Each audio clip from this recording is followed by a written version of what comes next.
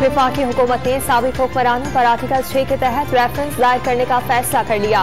पंजाब में आइन की खिलाफ वर्जी का इल्जाम सदर मुमलिकत आरिफ अलवी, साबिक वजीर आजम इमरान खान, गवर्नर पंजाब उमर सरफराज चीमा और कासिम सूरी के खिलाफ रेफरेंस पर काम शुरू हो गया। पंजाब में सियासी बहरान मजीद शदीद। स्पीकर चौधरी परवेज इलाही ने वजीर आला का इंतखाब गैर कानूनी करार दे दिया। उस्मान बुज़दार के पास वजीर आला के मुकम्मल इख्तियारात होने का दावा। असेंबली सेक्रेटरी की गिरफ्तारी पर डिप्टी स्पीकर पर अदम एतमाद के लिए बुलाया गया इजलास 16 मई तक मुअख्खर।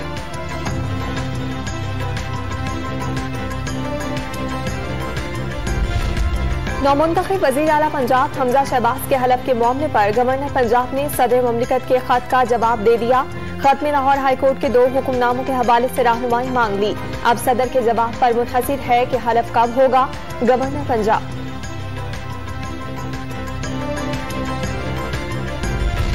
अदालती अहकाम के बावजूद हमजा को हलफ से रोकना ढिठाई है। संगीन गद्दारी और अदालतों की तौहीन के मुकदमात चलने चाहिए।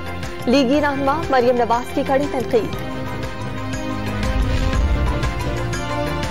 आमदन से ज्यादा सासाजात के इल्जाम पर इंक्वायरी का फैसला। ना छुपेंगे और ना ही तफ्तीश से बचेंगे। नैब इंक्वायरी टीम के सामने खुद भी पेश होंगे और हमारी कानूनी टीम भी। फराह खान का रद्द-ए-अमल।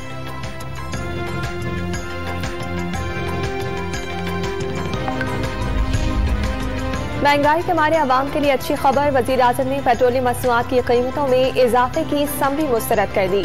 साबिक हुकूमत की नाअहली का बोझ अवाम पर नहीं डाल सकते। वफाकी वजीर इत्तला मरियम औरंगजेब का बयान।